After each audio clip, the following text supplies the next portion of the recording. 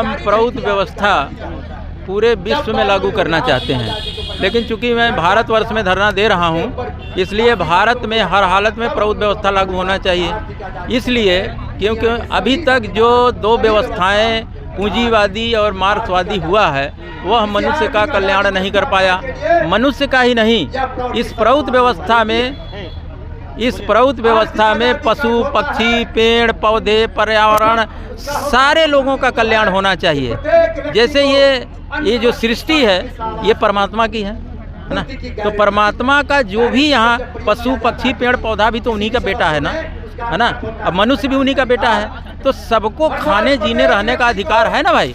लेकिन पूंजीवादी व्यवस्था के तहत ये केवल कुछ लोग पूंजीपति लोग जो है धन को केंद्रीकृत व्यवस्था के तहत, मतलब कि वो सेंटर में सारा पैसा पूंजीपतियों के जेब में जा रहा है, और बाकी गरीबों का जो है, जो जनता है उसके पास कोई जो है मतलब इस तरह। एक सवाल रहेगा, या तो ये सभी काम है तो सरकार के हाथ में आते हैं, फिर आप लोग ये जिम्मा क्यों लिया? देखिए सरकार अगर कर देती तो हम लोगों को इतना मेहनत करने की क्या जरूरत थी। वो पूंजीपति की जेब में चला जाता है, जनता की जेब में तो जाता नहीं है। अब मान लीजिए कि आप जो है कच्चा माल तैयार हुआ किसी क्षेत्र में, तो वो पूंजीपति खरीद लेता है, और खरीद करके दिल्ली या गुजरात या हरियाणा जहाँ भी नहीं वहाँ ले जाएगा, वहाँ फैक्ट्री लगाएगा, उसी पर आधारित उद्योग लगाएगा, और वही जो है 10 गुना कीमत पर हमारे ही क्षेत्र में जहाँ से कच्चा माल उठाया है वहीं ले जाके बेचता है। जैसे कि अंग्रेज करते थे, अंग्रेज यहाँ हिंदुस्तान का सारा कच्चा माल उठा करके इंग्लैंड ले जाते थे और वहाँ तैयार माल करते थे, मतलब फैक्ट्री वहाँ। हमारे यहाँ जो फैक्ट्री से सबको बंद करा दिया, सबके हाँ, तो वो क्या हुआ, उपनिवेशवाद हुआ, मतलब वहाँ ले गया कच्चा माल, हमारा कच्चा माल सस्ता ले गया, और वहाँ जो है उद्योग लगाया और 10 गुना कीमत पर हम ही को बेच रहा है। मुख्य मांग हमारी है कि सब युवाओं को 100% रोजगार की गारंटी हो, और इसके साथ साथ कृषि को उद्योग का दर्जा हो, शिक्षा व्यवस्था प्राइमरी स्तर से और ग्रेजुएशन पोस्ट ग्रेजुएट तक सब जितनी मातृभाषा है भारतवर्ष की 44 सभी मातृभाषाओं में अपने अपने क्षेत्र में शिक्षा की व्यवस्था हो, और जो चिकित्सा व्यवस्था मुफ्त हो।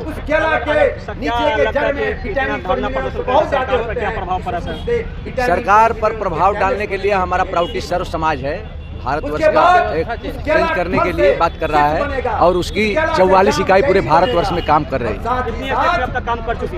अभी हमारा 1-2 जगह काम हुआ है, मातृभाषा को संवैधानिक दर्जा मिला है, जैसे मिथिला में मिला है, छत्तीसगढ़ सफल हो रहा है। हाँ, हम इसको सफल करने के लिए एकदम जमीन स्तर पर जाएंगे, पहले तो मांग करेंगे, इसके बाद हमारा संगठन क्षेत्रीय जिला स्तर पर आंदोलन करेगा, प्रदेश स्तर पर आंदोलन करेगा, और यह अगर व्यवस्था नहीं बदली तो हम व्यवस्था को चैलेंज देकर के धरना प्रदर्शन और जाम के माध्यम से उसको बाध्य करेंगे कि हमारी व्यवस्था लागू। यह सरकार जो है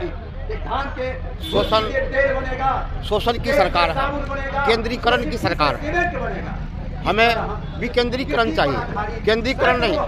यह केंद्रीकरण के चलते आज जो पूंजीपति बढ़ता ही जा रहा है, और जो गरीब है वह गरीब होता ही जा रहा है, इसी केंद्रीकरण के कारण।